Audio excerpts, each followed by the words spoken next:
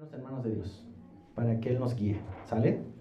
Acompáñame a orar. Señor, te damos gracias. Gracias, Padre, por tu palabra preciosa que hoy nos permites estudiar en paz, Señor, con libertad. Gracias por nuestro país que nos permite hacerlo sin persecución, Señor.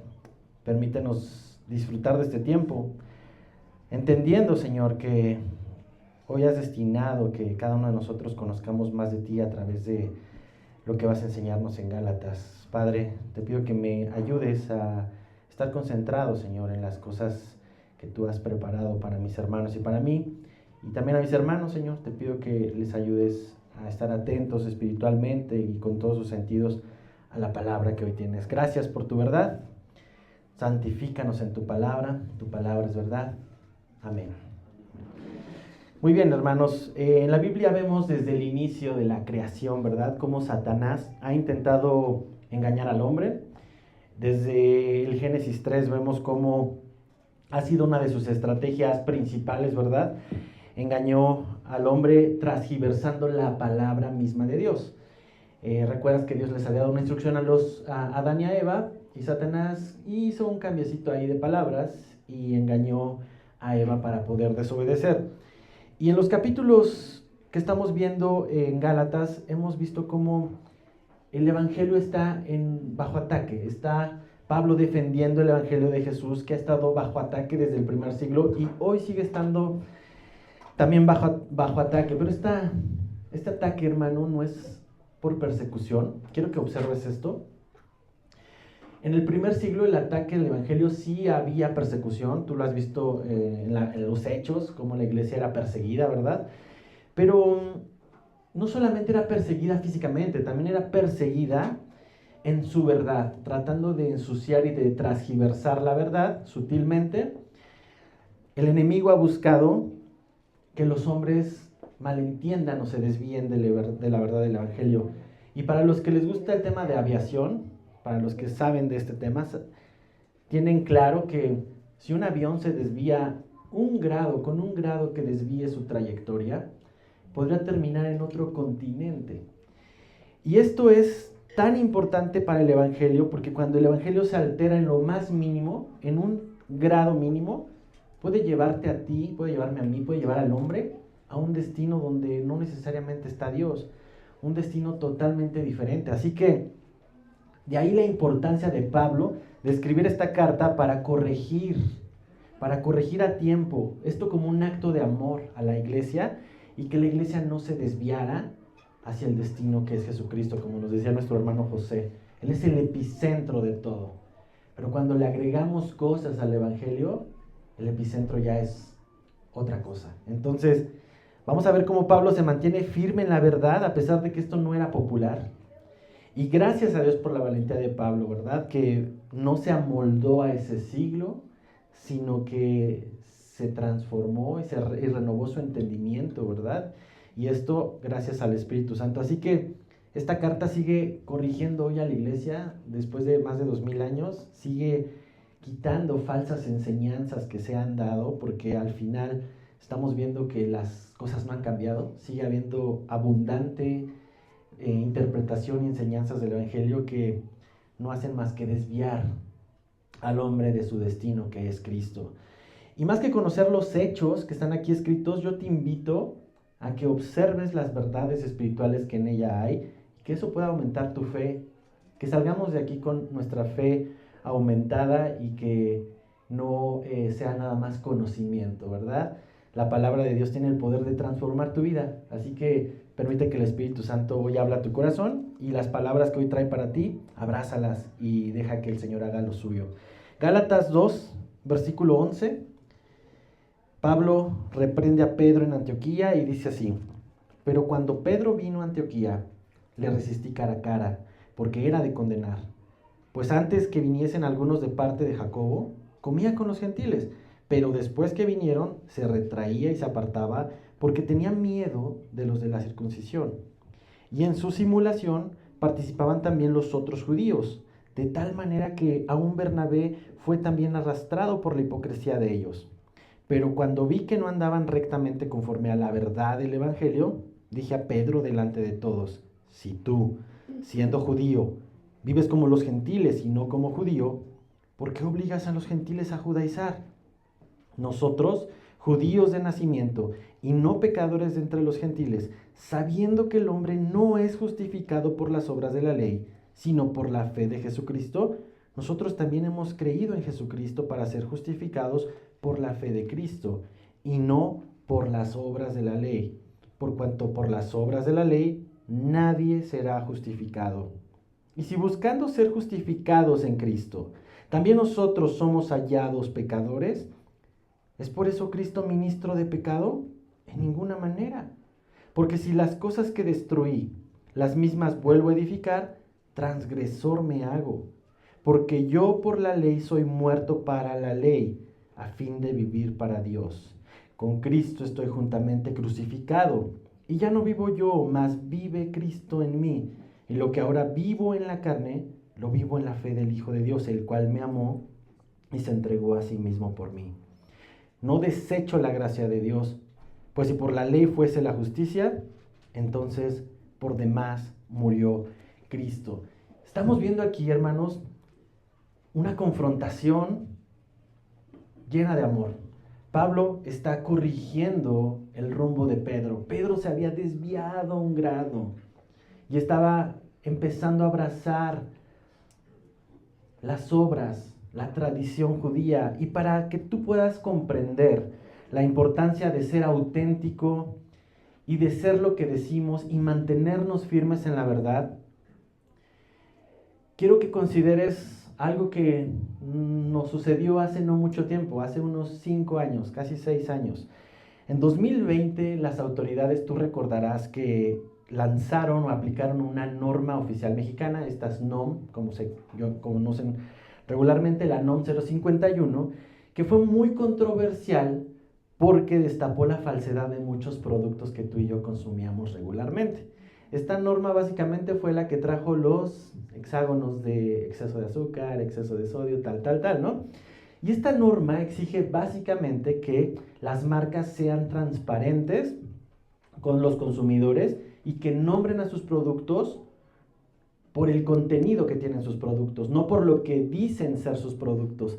Y así comprendimos que marcas como Nutrileche, pues eran todo menos leche, ¿verdad? Era un suero de lácteos, suero de leche, más un montón de grasa vegetal y aditivos y cochinadas que simulaban ser leche, pero no era leche.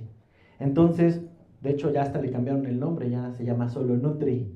Y tú ves en su envase y dice producto lácteo, no era leche.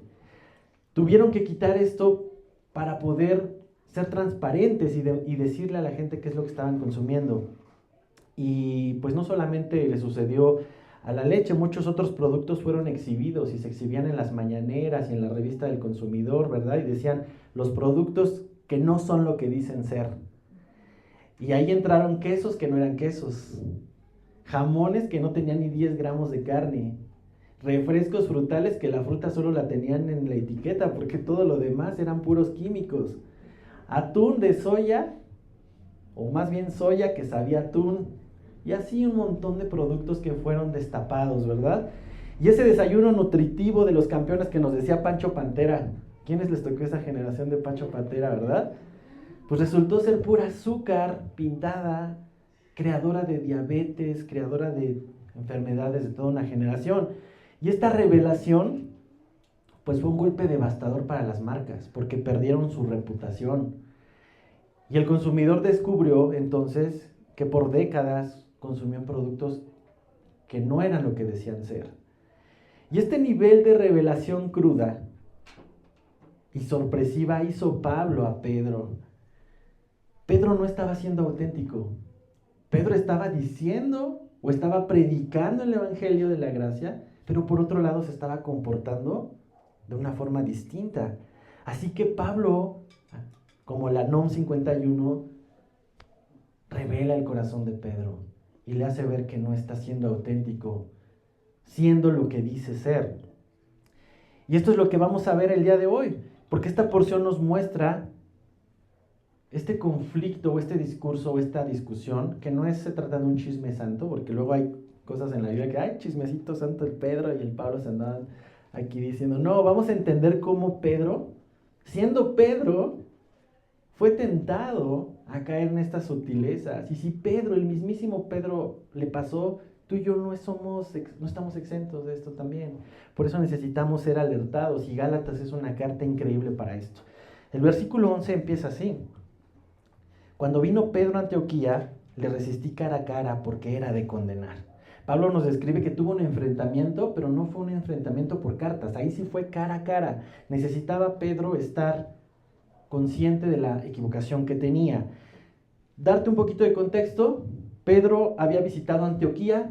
Antioquía es la iglesia donde Bernabé y Pablo están sirviendo, una iglesia totalmente, si no al 100%, pero en su mayoría gentiles, griegos y gente de otras nacionalidades, y había trabajado ahí Pablo y Bernabé por mucho tiempo. Qué padre es escuchar que Pedro vendría a Antioquía a pasar un tiempo con nosotros, que nos dijeran, el apóstol Pedro va a venir a Calvary dentro de 8 días y nos va a compartir la palabra. Todos dirán, wow, ¿no? Qué padrísimo, qué gozo es tener a Pedro y a Pablo juntos, y aparte a Bernabé. Y hasta este punto Pedro ya había conocido la verdad del evangelio llegando a los gentiles. ¿Recuerdas esa historia de Hechos 11 donde él mismo da fe a los judíos? Es más, acompáñame ahí a Hechos 11, no pierdas ahí Gálatas. Hechos 11, versículo 2, lo vamos a parafrasear así muy rápido para que entiendas el contexto de qué hace Pedro en Antioquía.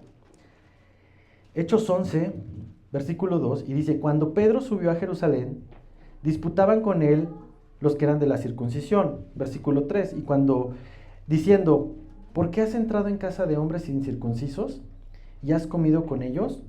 Versículo 4, entonces comenzó Pedro a contarles por orden lo sucedido, diciendo, versículo 12, vamos a saltarnos.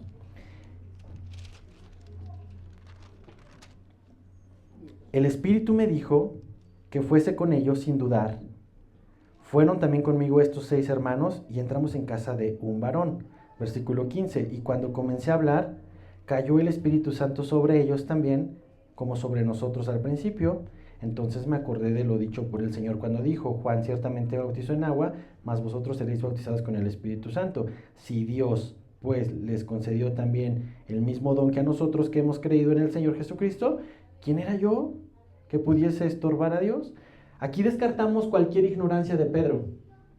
Pedro estaba totalmente consciente del evangelio de la gracia derramado hacia los gentiles, ¿sale? Entonces descartamos que Pedro lo hizo sin saber, sin querer queriendo, ¿no? Sin saberlo, no por ignorancia, no. Pedro sabía muy bien esto. Ahora, sin cumplir el rito de la circuncisión, recibieron al Espíritu Santo. Como parte de la iglesia, Pedro tenía interacción con la iglesia. ¿Y cuál es esta interacción? Lo que tenemos aquí en Hechos 2:42. Y perseveraban en la doctrina de los apóstoles. ¿En qué más?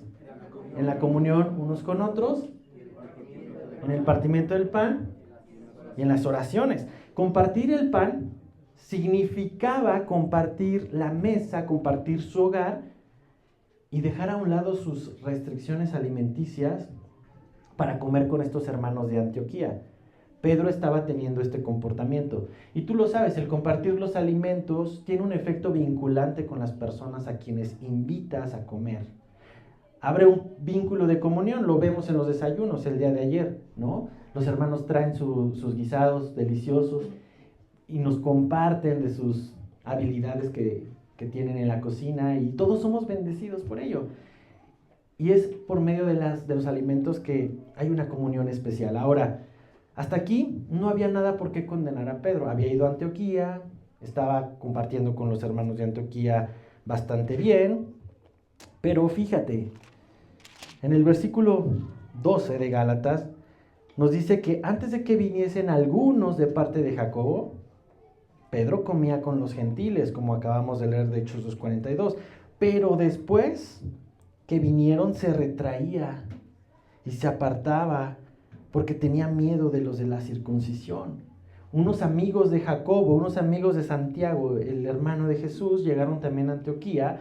Y toda esa comunión tan preciosa que pudieras imaginarte con Pedro, compartiendo los alimentos, pasando un buen tiempo con los hermanos, se desvanecía como humo. Y ahora no solamente no participaba, sino que se retraía y no quiso tener más comunión con ellos. ¿Qué motivó a Pedro a tomar esta actitud de antes ser un buen hermano, ahora separarse de los hermanos. Y aquí mismo nos los va a decir, en el versículo 12 dice, pero después que vinieron se retraían y se apartaba porque tenía miedo de los de la circuncisión. Tenía miedo. Eso fue la razón por la cual Pedro tomó esta acción. Estos hombres judíos aún cargaban la ley de Moisés como costumbre. Puedes imaginártelos así caraduras, evaluando cada detalle, encontrando a ver quién está comiéndose un tocino para poder sacar la piedra. Pedro tuvo miedo de estos hombres, porque sabía que se ofenderían si lo veían teniendo comunión con los gentiles. Por tanto, para complacerlos y evitar el conflicto, trató a los cristianos gentiles como si fueran personas no creyentes, incrédulos.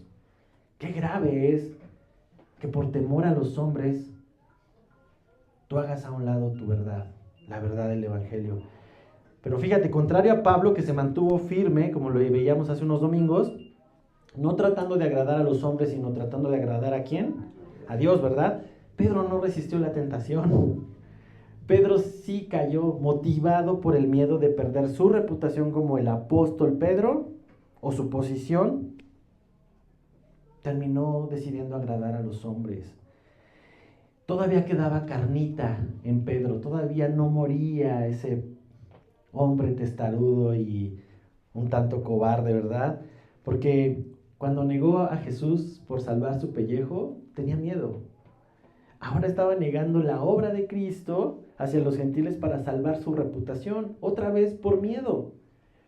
Y te das cuenta, el temor al hombre casi siempre se manifiesta en tratar de complacer al hombre. Pero esto tiene un costo muy alto, hermano. Proverbios 29-25 nos dice algo al respecto. Dice, el temor del hombre pondrá lazo, mas el que confía en Jehová será exaltado.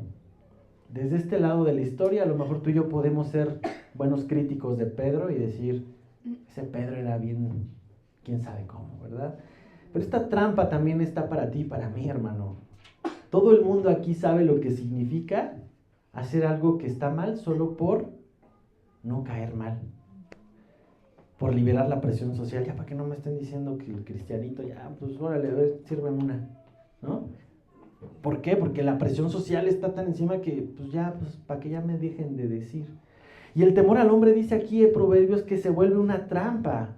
Porque cuando permitimos que influyan nuestras decisiones, ensucia nuestras convicciones. Y el temor al hombre, en lugar de llevarnos a obedecer la voz de Dios, termina llevándonos a estar atados a las exigencias de los hombres. Exigencias que, por cierto, te digo, nunca van a ser saciadas. Si lo haces, malo. Si no lo haces, malo. ¿Qué necesidad tenemos de estar buscando agradar al hombre? El temor del hombre ha sido sustituido en Pedro.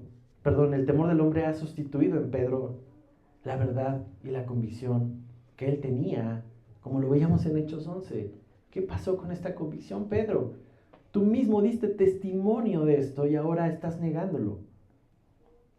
Y esto no es exclusivo de Pedro. Predicadores hoy en día han dejado de enseñar sobre el pecado. ¿Por qué? Para no ofender la carne de nuestros congregantes, para que nuestras audiencias pues, no se inquieten, ¿verdad? A veces me dice Alex, ya no estés apedreando tanto, ¿no? Me hace burla, me dice, no, hoy sí me dejaste bien descalabrado. O me dicen luego, estuvo bien ruda la predicación.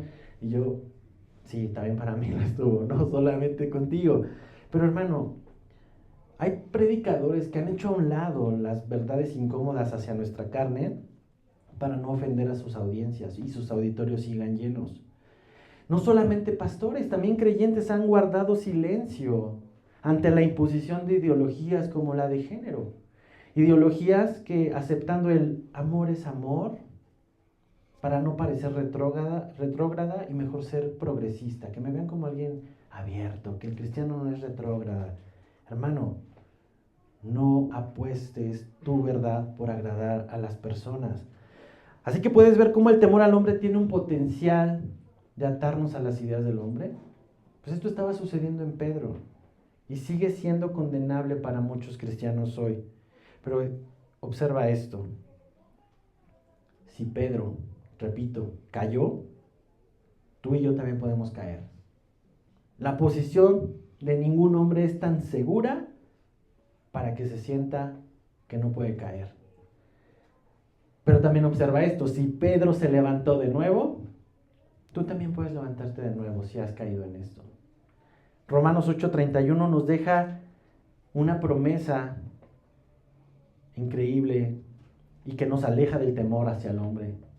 Dice, si Dios es por nosotros, ¿quién contra nosotros, verdad? ¿Quién cree esto? Amén. Amén, porque al final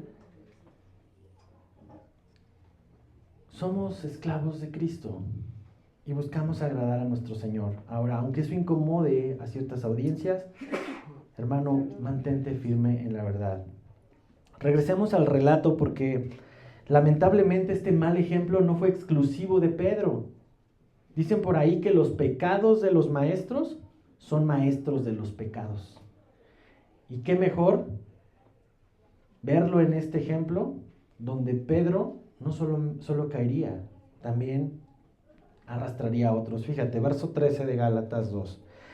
Y en su simulación participaban también los otros judíos, de tal manera que aún Bernabé, aquel varón fiel, como decía Hechos, fue también arrastrado por la hipocresía de ellos. En su simulación, otros creyentes imitaron la hipocresía de Pedro, y uno de ellos fue Bernie, nuestro querido Bernabé.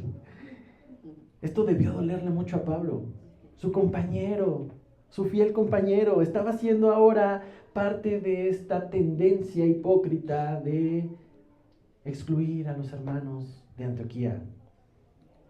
Ese Bernabé que, como dice Hechos 11:24, varón bueno, lleno del Espíritu Santo y de fe, también falló esta prueba. También falló él. Y esto muestra la gran responsabilidad que tenemos los que estamos como comisionados por Dios para ser responsables de obra, para llevar a otros al camino de Dios. Por eso yo les insisto, hermanos, no dejen de orar por mí, no dejen de orar por todos los hombres y mujeres que enseñan en esta iglesia, porque si Pedro y Bernabé cayeron, nosotros también somos vulnerables. Ora por tus pastores, ora por todos los pastores que conozcas, no solamente por nosotros, por todos los que conozcas, todos los que están al frente de una obra, porque somos vulnerables. Y el legalismo para los pastores es atrayente a nuestra carne. Nos gusta el legalismo a quienes estamos en una posición de liderazgo. ¿Por qué? Porque nuestra carne siente que está haciendo más para Dios. Y no es cierto. El Espíritu Santo nos enseña que solamente somos servidores. No tenemos un escalón más cerquita hacia Dios. Aunque las instituciones han tratado de enseñar eso, que nos gusta buscar posiciones espirituales en la iglesia, la realidad es que somos tentados como Pedro y como Bernabé. Así que cuando caemos o un pastor cae en estas cosas de sentirse espiritualmente superior a otros por lo que hace, está insultando el evangelio al creer que se trata de lo que él puede hacer y no lo que Cristo ya hizo. Entonces, hay muchos pastores que caen en esto. Satanás sabe y sabía que si Pedro tomaba el camino equivocado, pues con él se iban a ir como fichas de dominó un tanto más. Así que Pablo ahora describe que Bernabé fue arrastrado por la hipocresía. La palabra hipócrita en el idioma que está escrito en el Nuevo Testamento significa uno que se pone una máscara, refiriéndose a una actuación. Pablo, Bernabé y otros hermanos judíos ahora estaban actuando como si no fueran cristianos, si fueran fariseos o fueran estos hombres celosos de la ley, hipócritas, les dice Pablo. Verso 14, pero cuando vi que no andaban rectamente conforme a la verdad del evangelio. Pablo no solo condenó su hipocresía, sino que también tomó cartas en el asunto. Tenía que corregir algo. algo que andaba caminando chueco.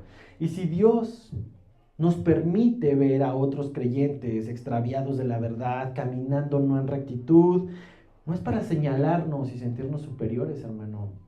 Si Dios te permite corregir, hay que hacerlo en amor y sabiduría. Santiago 5, 19 y 20 nos invita, dice: hermanos, si alguno de entre vosotros se ha extraviado de la verdad y alguno le hace volver, sepa que el que haga volver al pecador del error de su camino, salvará de muerte un alma y cubrirá multitud de pecados. ¿Te das cuenta? Somos llamados, hermanos, como Pablo, a corregir, no a condenar. Y si hay una condenación es para corrección, no para sentirte superior. Hermano, a veces a mí yo tengo conflicto con estas iglesias que dicen, somos de sana doctrina.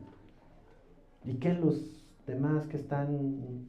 Pues sí, sé que hay iglesias que no enseñan bien, pero que eso te da un estatus superior o ¿por qué lo dices, no? O sea, la sana doctrina no se pregona, se muestra. Dicen por ahí que la sana doctrina sana personas, pero si esa sana doctrina solo te lleva a juzgar y a condenar, pues entonces no es tan sana. Entonces digo, nada más ahí era algo que personalmente yo tengo un poco de conflicto, pero la sana doctrina es algo visible, no es algo que se dice. ¿Y qué es lo que hizo Pablo para hacer volver a Pedro a la verdad y evitar este error? En este mismo versículo lo dice: dije a Pedro delante de todos, si tú, siendo judío, vives como los gentiles y no como judío, ¿por qué obligas a los gentiles a judaizar? Pablo lo reprende públicamente. Dice, le dije a Pedro delante de todos. Qué escena tan interesante. Es como si dijera, a ver, vamos a hablar sobre Alan. Pásale, hermano. Qué difícil, ¿no? Debe ser, enfrente de todos. Era un asunto demasiado serio como para resolverlo tranquilamente con Pedro en un rincón. Esto había sido un escándalo público. El que antes comía con los gentiles ahora se retraía y se apartaba. Esto era visible para todos.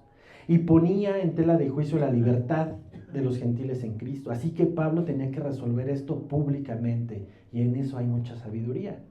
Pablo expone la hipocresía de Pedro al aparentar que vivía bajo la ley. Y le dice, si tú siendo judío vives como los gentiles y no como judío, ¿por qué obligas a los gentiles a judaizar?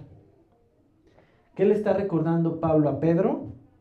Que ni él cumplía la ley estrictamente como lo decía. Pedro, tú comes tocino, te echas tu jamoncito, te comes tu chamorrito, hasta la langosta también. No sigues una dieta kosher. Sin embargo, hipócritamente, ahora aparentas ser los de la circuncisión. Así que, ante estos visitantes, Pedro estaba actuando. Pedro estaba siendo hipócrita. Y aquí es donde puedes imaginar la cara que puso Pedro, ¿verdad? Y todos los que están en la escena. Por una parte, los hombres judíos. Imagínate la cara. ¿Qué? ¿Pedro? ¿El prominente apóstol? ¿Comiendo carnitas con los gentiles? ¿Cómo que no vive bajo la ley de Moisés? ¿Cómo que se pasa el tiempo compartiendo alimentos con estos hombres? Sorpresivamente para ellos también pudo haber sido algo impactante. Para Pedro quizás, con el rostro enrojecido, quizás comenzando a sentir el trágame tierra. ¿Qué hago aquí? Así como el Homero, ¿no? Ocultándose en los arbustos, escondiéndose. ¿Qué está pasando? Pedro escucha lo siguiente, fíjate. Versículo 15. Nosotros, judíos de nacimiento y no pecadores de entre los gentiles, sabiendo que el hombre no es justificado por las obras de la ley, sino por la fe de Jesucristo, nosotros también hemos creído en Jesucristo. Pedro reacciona, para ser justificados por la fe de Cristo y no por las obras de la ley. Por cuanto por las obras de la ley nadie será justificado. Ambos judíos de nacimiento, dicen aquí, no pecadores entre los gentiles. No es que Pablo también esté haciendo separación, simplemente para el mundo judío, todo el pueblo gentil que ignoraba la ley de Dios, pues era considerado así, ignorante y pecador. Y decía él, estos gentiles, ignorantes de la ley, tú estás viviendo ahora como ellos. ¿Por qué? Porque fíjate, esto sucedió en Saulo. Saulo, antes de su encuentro con Jesús, era un celoso practicante de la ley. Después de su encuentro con Jesús le queda súper claro que estaba dándole patadas, como dice, cosas al aguijón, estaba dando patadas a algo que le lastimaba. Estaba completamente errado, aún tratando de vivir bajo la ley. Y aún siendo tan celoso y tan extremo, nunca le alcanzó para ser declarado justo delante de Dios, porque terminó en algún punto fallando. Y Pablo entendió eso. No hay nada por la ley que pueda hacerme justo. Así que ¿tú crees que Pedro no sabía esta doctrina fundamental de la justificación? Claro que la sabía. Claro que la sabía. Pero necesitaba ser recordado de ella. Fíjate, le dice, sabiendo esto, nosotros, judíos de nacimiento y no pecadores entre los gentiles, sabiendo que el hombre no es justificado por las obras de la ley. Y aquí se declara una verdad. Tú y yo, todos los hombres, somos justificados por la fe de Cristo, y no por las obras, no por los esfuerzos que tú hagas, no porque te bautizaron a los 3 meses de edad, no porque tomaste la comunión a los 6 años, no porque te bautizaste en la iglesia cristiana, no porque no faltas los domingos, no, hermano, somos justificados por la fe en Cristo. Y la palabra justificado significa tratado como justo. Eres tratado como justo gracias a Cristo, no por las obras que marca la ley. Pedro lo tenía claro. Yo estoy seguro que lo tenía claro. Y en las cartas, en la segunda carta de Pedro, vas a ver cómo, si la lees completa, vas a encontrar ahí cómo expresa Pedro su amor por Pablo y dice, este amadísimo siervo, o sea, no lo tomó personal, necesitaba ser recordado de esto. Y a pesar de que sabemos que Pedro lo tenía claro, nos deja ver que no importa cuántos años tú tengas en el Evangelio, eso no garantiza que no seas vulnerable a caer. Tú y yo necesitamos, por más tiempo que tengamos ya en nuestro historial como cristianos, necesitamos seguir siendo instruidos por la palabra de Dios, corregidos por la palabra de Dios, redarguidos por su Espíritu Santo, para que no erremos en el blanco como Pedro y como Bernabé. Y para exterminar cualquier objeción a esta verdad de la justificación por medio de Cristo, Pablo va a emplear una serie de preguntas que tienen respuesta y que van a ser bastante claras para que entendamos, así como Pedro entienda, que no tiene ningún caso volver a construir el sistema de la ley. Fíjate, versículo 17 dice, y si buscando ser justificados en Cristo, también nosotros somos hallados pecadores, ¿es por eso Cristo ministro de pecado? La respuesta es, en ninguna manera. ¿Qué está tratando de decir aquí Pablo? Si tú buscas ser justificado, tratado como justo delante de Dios, y supongamos que lo haces por la fe en Cristo Jesús, palomita, pero después se te declara culpable diciéndote, por haber puesto tu fe en Cristo y no haber cumplido la ley, entonces estás reprobado. Y la pregunta que hace aquí Pablo ¿es por eso que Cristo es ministro de pecado? Entonces, ¿aceptar a Cristo me condenó finalmente? Y la respuesta es clara y tajante, no, de ninguna manera. Sería completamente contradictorio y absurdo. Así que si tú has depositado tu fe en Cristo, ya no vas a ser declarado culpable. Estás justificado. Verso 18, porque si las cosas que destruí, las mismas vuelvo a edificar, transgresor me hago. Lo que está diciendo es más bien, si yo soy un pecador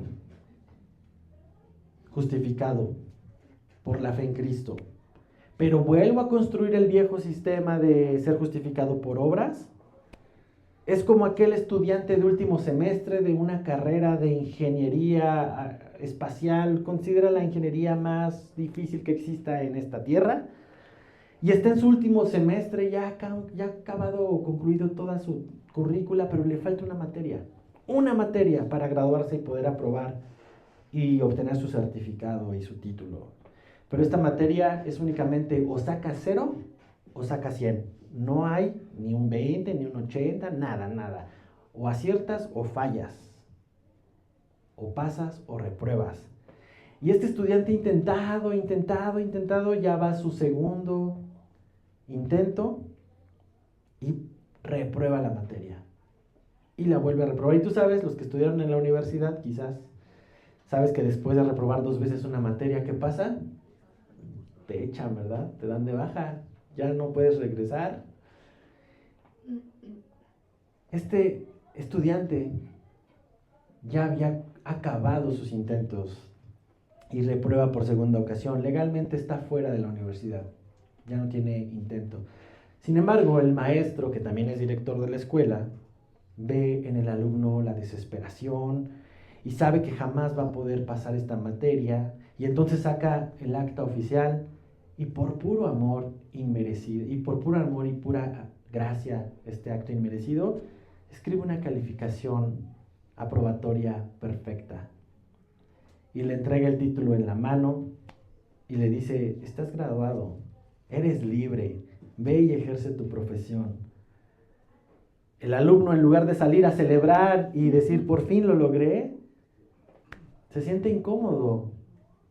Se siente incómodo porque fue un regalo y no se lo ganó. Y regresa al aula al otro día, rompe el título en frente de su maestro y le dice: no quiero tu regalo, lo quiero hacer yo. Póngame el examen otra vez, quiero demostrarle que puedo aprobarlo. El alumno se sienta, toma el examen y vuelve a sacar 0. Así de absurdo, hermano, es tratar de relacionarnos con Dios por nuestros méritos, por nuestros esfuerzos, cuando el mérito es de Jesucristo. Este ejemplo nos deja ver 2 actos del alumno. Número 1, insultó la bondad del maestro, creyendo que el regalo no fue suficiente o no tuvo valor. Número 2, se condenó a sí mismo, decidiendo que el examen solamente podría conseguirlo o ganarlo si él lo intentaba. Y lo único que logró fue estar pues totalmente reprobado. Y así dice Pablo aquí: si tú vuelves a construir el viejo sistema que no puedes aprobar, solamente te vas a hallar reprobado. Solamente te vas a hallar reprobado. Transgresor me hago. ¿Estás tú como otros tantos esforzándote al máximo para obtener y guardar la salvación de Dios? Escucha lo que dice la palabra de Dios. Por las obras de la ley nadie será justificado. Santiago 2:10 dice algo bien cierto. Porque cualquiera que guardare toda la ley, pero ofendiere un punto, se hace culpable de todos, 0 o 100. No hay más. Verso 19. Porque yo por la ley soy muerto para la ley, a fin de vivir para Dios. Este verso, hermanos, es más, yo te animo y te lanzo el reto. Y es más, vamos a ponerlo aquí. Quienes se lo aprendan, vamos a ir a la librería de Toto a comprar unos regalitos. Y quienes memoricemos Gálatas 2:19, 2:20 y 2:21, les vamos a dar un presentito para que se acuerden de este paso, de este hito de aprenderse la palabra de Dios. Y esto es uno de los versos, hermano, que va a ser la espada de doble filo que va a derrotar cualquier argumento humano que quiera venir a condicionar tu relación con Dios basado en lo que tú puedes hacer por Dios. Gálatas 2:19 es esa espada, hermano. Fíjate, porque dice: porque yo por la ley soy muerto para la ley, a fin de vivir para Dios. Estoy muerto para la ley a fin de vivir para Dios. Cuando Saulo murió a la ley, entonces Pablo verdaderamente vivió para Dios. ¿Te das cuenta? Observa bien. No es que la ley esté muerta, no, la ley sigue aquí, por eso la tenemos en nuestro Antiguo Testamento. La ley sigue cumpliendo un propósito, mostrarnos nuestra incapacidad de alcanzar el estándar de justicia de Dios. Ese es su propósito. Más bien, yo recibo el regalo por fe de aquel que ya ha cumplido en mi lugar todas las exigencias de la ley. Un cordero perfecto y sin mancha, Jesucristo. Y llegamos a uno de los versículos más increíbles de la palabra de Dios. Y que este versículo, hermano, es la esencia del cristiano. Si tú puedes resumir la esencia del cristiano, Gálatas 2:20. Gálatas 2:20 dice: con Cristo estoy juntamente crucificado, y ya no vivo yo, mas vive Cristo en mí. Y lo que ahora vivo en la carne, lo vivo en la fe del Hijo de Dios, el cual me amó y se entregó a sí mismo por mí. ¿Con quién estoy? Con Cristo. ¿Y dónde estoy? Juntamente crucificado. ¿Y qué efecto tiene en mí? Ya no vivo yo, mas vive Cristo en mí. ¿Y esto cómo se ve? Lo que ahora vivo en la carne, lo vivo en la fe en el Hijo de Dios. Congruencia. Lo vivo confiando en el Hijo de Dios. ¿Y eso qué implica? ¿Qué implica? Desde que morimos con Cristo en la cruz, tenemos una vida diferente. Nuestra antigua vida vivida bajo el esfuerzo propio y la ley, pues está muerta. Ahora estamos vivos por Jesucristo, y Jesucristo está vivo en nosotros. Él vive en nosotros. ¿Por qué lo hacemos? Porque creemos confiadamente que el cual me amó y se entregó a sí mismo por mí. ¿Qué mejor motivo eso? Me amó. Él me amó y por ese amor se entregó a sí mismo por mí. Y aquí la palabra de amor, el acto de amor, está en pasado. Nos encanta decir Dios te ama, ¿verdad? En presente. Dios te ama. Está padre. Pero está más padre, Dios te amó. No significa que ya te dejó de amar. Tiene una importancia muy importante. Fíjate, porque el decir Dios te amó te recuerda el costo de su amor, la cruz. Esa cruz donde su amor se manifestó una vez por todas y de manera suprema para siempre. Este evangelio de decir Dios te amó en pasado no le encanta a Satanás, porque constantemente te recuerda el pago, el precio que pagó. Y no está mal decir que Dios te ama en presente, pero solo usar eso es peligroso porque oculta la pecaminosidad por la cual se entregó Jesús. Se entregó a sí mismo por ti y por mí en una cruz. Jesús no quedó crucificado para siempre, y esa es la verdad y la esperanza del Evangelio. Al tercer día resucitó y fue glorificado, y lo recibió el Padre con gloria en un lugar de honor, ¿verdad? Tiene un lugar de honor en la creación. Asimismo, esa cruz que tú llevas cargando, si tú estás con Cristo juntamente crucificado, esa cruz que te ha llevado a negarte a ti mismo y seguirle a Él, déjame decirte que no es para siempre. No va a ser para siempre. Segunda de Timoteo 4:8 dice: por lo demás, me está guardada la corona de justicia, la cual me dará el Señor, juez justo, en aquel día. Y no solo a mí, sino también a todos los que aman su venida. Hay un coro hermoso de himnario, el Monte Calvario. Y en el coro viene una frase increíble que a mí me llena de fe y de emoción y de esperanza. Dice: oh, yo siempre amaré esa cruz, en sus triunfos mi gloria será. Y algún día, en vez de una cruz, mi corona Jesús me dará. Qué increíble, ¿verdad? Momento va a ser eso, cuando entregues tu cruz y Él te dé tu corona de justicia. Gracias a Cristo por habernos amado y entregarse a sí mismo por ti y por mí. Gracias a eso es que tú y yo hoy podemos tener una esperanza de vida y de vida eterna. Así que toma estas benditas palabras, como dice Charles Spurgeon, toma estas benditas palabras del apóstol, ponlas en tu mente, ponlas en tu boca, déjalas reposar allí como obleas hechas con miel hasta que se derritan en tu misma alma. quien me amó y se entregó a sí mismo por mí. Y al comprender la profundidad de su amor anunciado en el Evangelio, recibido por gracia y solo por gracia, versículo 21, no desecho la gracia de Dios, pues si por la ley fuese la justicia, entonces por demás murió Cristo. No desecho la gracia de Dios, porque si por cumplir la ley se trata, entonces estoy diciendo que en vano murió Jesucristo por mí. ¿Qué nivel de doctrina santa nos regaló el Señor por medio de Pablo al corregir a Pedro? Y quiero terminar con esto. Observemos, hermanos, que necesitamos más hermanos llenos del Espíritu Santo como Pablo para corregir cuando hemos desviado el camino. Y la corrección, hermano, es un acto de amor. Es un acto de amor. No, quizás puedes ver un poquito intenso que Pedro fue exhibido, pero era necesario para esta situación. No estoy diciendo que te vamos a corregir aquí exhibiéndote, no creas eso. Pero, hermano, si tus pasos se están desviando de Cristo, un acto de amor de un hermano es decirte, hey, regresa a Cristo, recalibra tu andar. ¿Podemos confiar en que Dios usó este incómodo encuentro en Antioquía para el bien de todos? Claro que sí. Fue bueno para Pablo porque se mantuvo fiel y proclamó el Evangelio.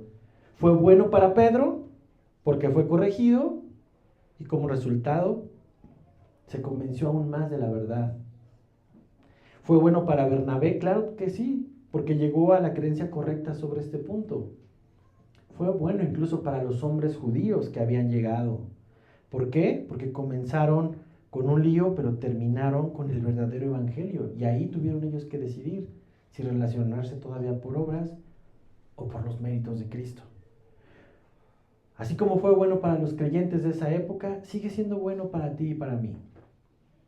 La verdad hoy aún vive y nos enseña a relacionarnos correctamente con Dios por los méritos de Cristo y solo de Cristo. Vamos a leer nuevamente desde el versículo 19 y te voy a invitar que conmigo lo hagas, desde el 19 hasta el 21.